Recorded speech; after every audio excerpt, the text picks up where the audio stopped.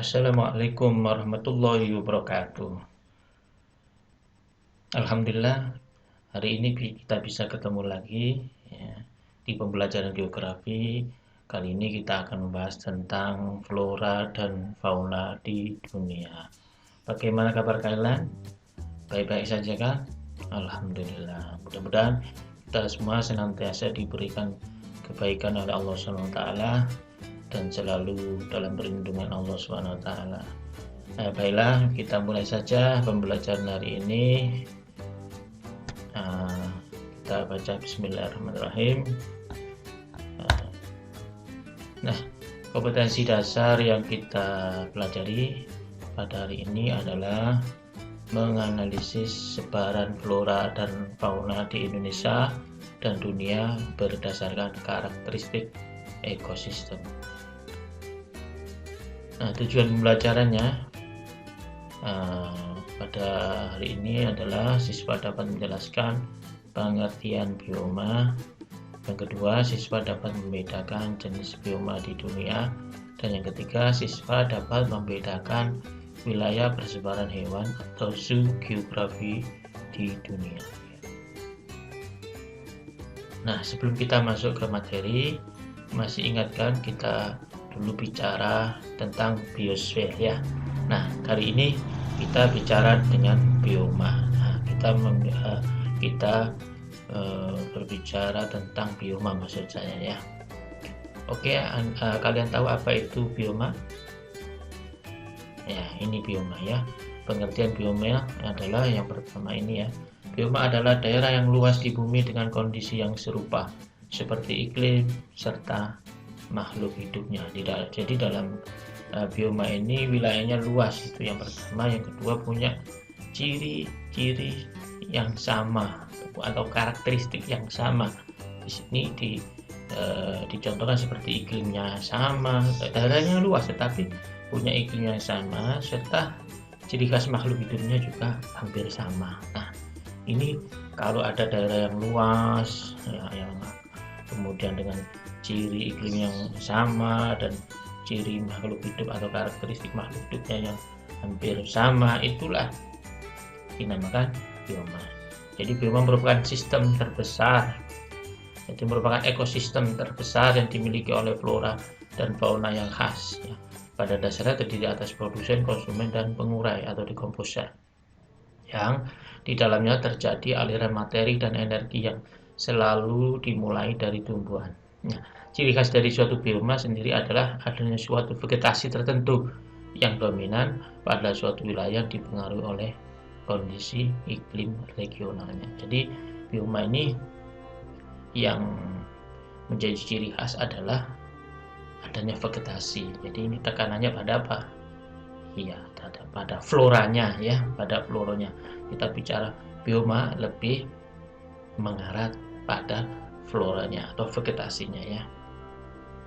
Nah, sekarang jenis dan persebaran bioma di dunia atau jenis dan persebaran flora di dunia ya. Yang pertama kita mengenal ada bioma gurun. Nah, ini gurun pasir ya. Nah, ini bioma gurun ini punya ciri curah hujan yang sangat rendah. Yang kedua, intensitas cahaya matahari tinggi sehingga daerah gurunnya berarti panas ya. Evaporasi atau penguapan lebih tinggi dari curah hujan dan air tanah cenderung asin. Jadi di daerah gurun air tanahnya cenderung asin ya. Artinya tidak semua asin, jadi ada yang tawar tetapi cenderung asin. Wilayahnya misalnya contohnya di gurun Sahara ya, gurun Arab atau Kalahari ya. Kalau gurun Sahara di mana? Di Afrika ya. Gurun Gobi ini di Cina ya. Nah, flora yang ada di gurun biasanya adalah punya ciri daun yang kecil seperti duri dan akar yang panjang. Contohnya adalah apa? Tumbuhan kaktus. Nah, kaktus ini punya daun yang melancip atau berbentuk jarum ya ujungnya. Karena apa? Dia menghemat air sehingga air di dalam tubuhnya dihemat, jangan sampai keluar. Itulah maksudnya kaktus punya daun yang ujungnya menjarum itu ya, melancip. Kemudian ada semak-semak, akasia, dan pohon kurma. Nah, Ini adalah flora yang ada di bioma gurun ya, dengan ciri iklim yang panas ya. Bioma yang kedua adalah bioma stepa. Nah, ini adalah bioma stepa ya. Apa cirinya? Pada umumnya mempunyai curah hujan yang tidak teratur ya, cenderung rendah tapi juga tidak teratur. Di padang rumput ya, biasanya stepa punya ciri padang rumput tidak mampu menyimpan air karena tingkat porositasnya rendah. Nah, ini sehingga pohon yang khas di daerah stepa ini adalah akasia ya. Nah, wilayahnya di mana stepa ini yang paling banyak ya? Jadi Afrika, Amerika Selatan, Amerika Serikat, Argentina, dan Australia. Nah, ini daerah-daerah yang daerah ini kaya akan stepa, yaitu padang rumput ya. Di Indonesia sebenarnya ya ada juga di Nusa Tenggara, tapi stepa di Indonesia tidak seluas di wilayah Afrika, Amerika Selatan, dan yang di sini ya. Nah, bioma selanjutnya adalah sabana. Kalau tadi padang rumput, maka sabana ini padang rumput yang diselingi oleh pohon-pohon, nah, yang tumbuhnya menyebar lah seperti ini. Nah, ini padang rumput tapi ada pohon-pohon yang menyebar gitu ya. Nah, pohon-pohon yang ada sejenis palem dan akasia ya. Umumnya terbentuk di daerah tropik dan subtropik. Jadi di Indonesia juga ada, tapi sempit ya, tidak seluas di daerah-daerah lain sabananya. Kemudian peresapan atau porositas tinggi, artinya tingkat amblasan air di dalam tanah ini tinggi sekali di daerah sabana. Nah, wilayahnya di mana ya, hampir sama dengan yang tadi ya, ada di Afrika, Amerika Selatan, Amerika Serikat bagian barat, Argentina, dan Australia ya. Memang sabana dan stepa ini punya ciri yang agak mirip, tapi hanya beda. Kalau stepa itu pada rumput yang luas, kalau sabana diselingi pepohonan. Nah, sekarang kita masuk ke bioma hutan basah. Nah, mungkin kita sering nyebut juga sebagai hutan hujan tropis. Nah, ciri-ciri di hutan tropis itu sepanjang tahun mendapat sinar matahari dan curah hujan yang cukup, kelembapan tinggi, dan memungkinkan tumbuhnya berbagai jenis tanaman. Nah, seperti di Indonesia, ini kaya akan hutan tropis, hutan hujan tropis, atau bioma hutan basah ini ya. Termasuk di daerah Amerika Selatan ya, ini juga sama ya. Banyak pohon-pohon utamanya berdaun lebar dan lebat serta selalu hijau. Nah, ini wilayahnya Amerika Selatan, Amerika Tengah, Amerika Utara, Indonesia ya, dan Malaysia ya. Ini adalah daerah-daerah hutan hujan tropis atau bioma hutan basah ya. Nah, kita mengenalnya dengan istilah hutan hujan tropis. Nah, bioma yang selanjutnya adalah bioma hutan gugur. Nah, cirinya hutan gugur ini curah hujan merata sepanjang tahun. Pohon-pohon tidak terlalu merapat dan jumlah tumbuh-tumbuhannya relatif sedikit. Jadi tidak sebanyak di daerah hutan basah yang banyak sekali jenis-jenis dari tumbuhan ya. Tapi kalau di hutan gugur ini relatif homogen atau sedikit ya. Mempunyai 4 musim, yaitu panas, gugur, dingin, dan semi. Pohonnya tinggi tetapi daunnya tidak terlalu lebar. Ini adalah ciri-ciri hutan gugur.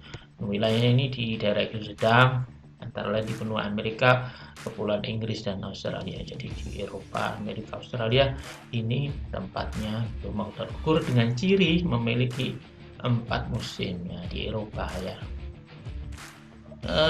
Selanjutnya ada bioma taiga. Nah, ini semakin ke arah lintang tinggi ya.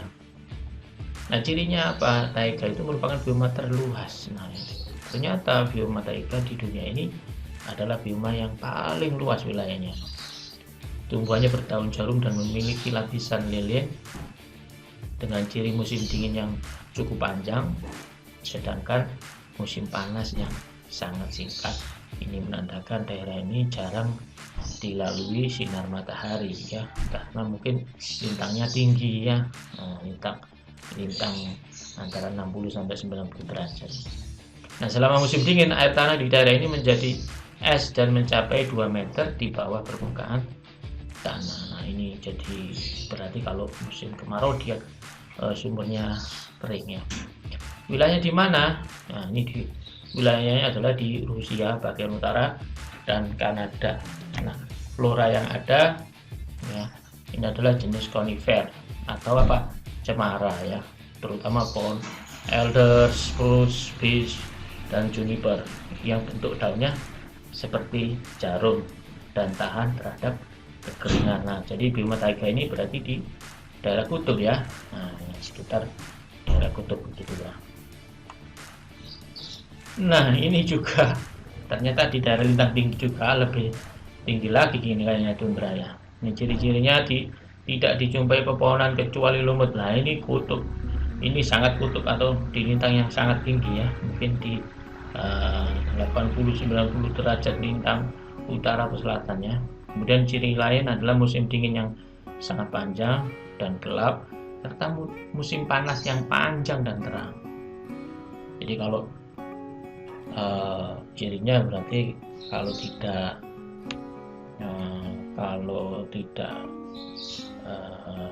hujan terus atau tidak malam terus ya siang terus gitu ya. Artinya pas matahari ada di belahan bumi yang mendekati daerahnya, maka dia mengalami masa siang yang panjang. Tapi kalau berlawanan arah atau matahari ada di belahan bumi yang sebaliknya, maka terjadi gelap yang panjang. Nah, ini adalah daerah kutub ya, kutub utara maupun kutub selatan. Nah, makanya di wilayahnya diselilingi lingkaran Arktik. Nah, Arktik itu kutub utara dan pulau-pulau kecil dekat Antartika. Nah, Antartika ini adalah kutub selatan. Nah, flora yang ada adalah lumut, rumput, dan semak. Nah, ini daerah kutub ya, daerah Arktik maupun Arktika memang didominasi tumbuhnya lumut, rumput, dan semak ya. Nah, terutama kalau di Arktik ini masih dihuni oleh manusia atau ada kehidupan di sana. Tapi di Arktika, di Antartika, di kutub selatan ini tidak dihuni oleh manusia maupun jarang sekali ada kehidupan karena iklimnya yang sangat ekstrim kalau di Antartika ya, atau kutub selatan. Nah, baiklah kita pindah ke persebaran fauna di dunia ya. Tadi kalau kita bicara flora, maka juga ada persebaran fauna di dunia yang tidak kalah menariknya ya. Kita lihat saja. Nah, ini wilayah persebaran fauna di dunia. Kita mengenal ada wilayah nearktik, neotropik, ada palearktik, ada afrotropical atau sering disebut juga Ethiopian, kemudian ada oriental dan ada Australian. Ini kutub selatan ya. Dan disebut aja kutub selatan, tidak merupakan wilayah persebaran fauna, tapi ini hanya untuk diketahui saja ini kutub selatan. Termasuk Pasifik ini bukan juga wilayah persebaran fauna, tapi hanya sebagai pengetahuan daerah mana di sini. Nah, kita mulai saja. Yang pertama Palearktik. Nah, Palearktik itu di mana? Yaitu beberapa jenis fauna yang hidup. Jenis fauna yang hidup di wilayah Palearktik antara lain adalah fauna khas seperti tikus, bison, landak, dan menjangan kutub. Nah, ini fauna yang terbatas penyebarannya seperti unta, rusa kutub, beruang kutub, beberapa jenis reptil yang berhubungan dengan fauna Ethiopian dan oriental. Jadi ada hubungan dengan wilayah Ethiopian dan oriental. Fauna endemik yang hanya terdapat di daerah ini Palearktik atau di Cina, yaitu beruang panda yang gambarnya ada di sini. Ini memang endemik di daerah Palearktik ya, tidak ditemukan di daerah lain ya. Kalau ada di daerah lain maka dipindahkan oleh manusia ya. Artinya fauna endemiknya ada di Cina ya, atau di salah satu bagian dari Palearktik. Nah, kawasan persebaran fauna Palearktik ini meliputi bagian utara benua Asia dan Eurasia ya. Tadi kalau kita lihat di sini, maka di sini Palearktik ya. Nah, kawasan persebaran fauna Palearktik tadi di bagian utara benua Asia, Eurasia, Himalaya, Afghanistan, Persia, Afrika, Inggris, dan Jepang. Oke, itu yang Palearktik ya. Yang kedua adalah Nearktik. Nearktik tadi di mana? Nah, ini Arktik tadi di Amerika Utara ya. Nah, kawasan ini meliputi daerah Holarktik, yaitu meliputi seluruh Amerika Utara dan di dataran tinggi Meksiko dan Greenland. Ya, beberapa jenis fauna khas di wilayah Arktik antara lain antelope bertanduk cabang 3, prairie dog atau anjing daerah prairie ya, atau di sana dikatakan tupai dari Amerika Utara. Kemudian kalkun, burung biru, salamander, ya, ini ada gambarnya ya, diwakili salamander. Bison, karibo, mocking bird, dan muskok.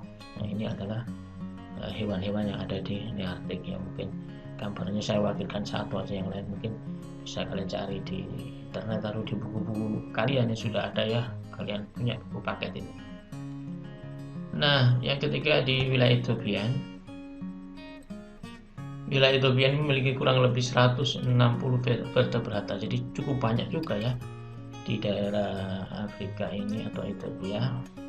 Fauna endemiknya banyak dan memiliki beberapa fauna khas. Fauna khas di wilayah daerah Afrika misalnya gajah, singa, cheetah, hiena, jerapah, zebra, unta, dan pada Afrika. Ini adalah fauna khas Afrika ya. Kalian lihat National Geographic yang ada perburuan antar binatang, maka itu kebanyakan video-video yang diambil di Afrika ya. Fauna yang mirip dengan daerah oriental adalah jenis kucing dan anjing, lemur, babon, gorila, dan simpanse. Ini golongan babon, gorila, simpanse ini kayak orangutan ya, atau orangutan atau bekantan kalau di daerah oriental atau di Indonesia. Fauna khas Pulau Madagaskar misalnya kuda Nil kecil. Jadi ada kuda Nil kecil di Madagaskar ya. Kalau kuda Nil besarnya di Mesir ya. Dan beberapa burung endemik seperti burung gajah besar. Nah, persebaran fauna Ethiopia ini meliputi daerah Afrika sebelah selatan, Gurun Sahara, Madagaskar, dan wilayah Arabia bagian selatan. Jadi Arabia bagian selatan masuk di zona Ethiopia ini. Nah, oriental. Nah, ini kalau wilayah oriental Indonesia masuk di dalamnya ya. Kondisi lingkungan fisik wilayah oriental cukup bervariasi. Sebagian besar beriklim tropis sehingga banyak terdapat hutan tropis yang kaya akan flora dan fauna. Nah, ini hutan tropis berarti ada di Indonesia juga ya. Beberapa fauna khas yang hidup di wilayah oriental antara lain harimau, gajah, gibbon, orangutan, bekantan. Nah, ini bekantan gambarnya ya, ini banyak di oriental ya, di Indonesia ya. Badak bercula satu, menjangan, antelop, tapir, babi rusa, ini hewan khas Indonesia ya. Terdapat beberapa fauna endemik yang hanya hidup di daerah tertentu, misalnya anoa. Nah, ini di Indonesia. Komodo juga ya. Ini hanya di daerah Indonesia dan pulau-pulau kecil di sekitarnya di daerah Nusa Tenggara ya. Wilayah persebaran fauna oriental meliputi seluruh Asia Tenggara dan Selatan, termasuk Indonesia ya, bagian barat terutama. Nah, zona yang lain adalah Australis. Nah, zona Australis ini daerah yang termasuk dalam wilayah persebaran fauna Australis adalah benua Australia. Nah, kemudian Selandia Baru, Papua, Maluku. Nah, ini termasuk ada wilayah Indonesianya, terutama di bagian Australis. Nah, itu masuk di wilayah Australis. Maksudnya Indonesia itu ada 3 bagian kan?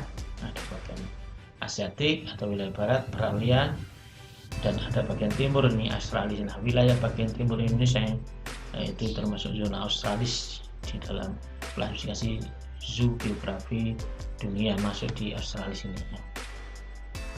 Beberapa hewan khas wilayah Australia antara lain kiwi, koala, opossum layang ya, pemanjat berkantung, kanguru pohon,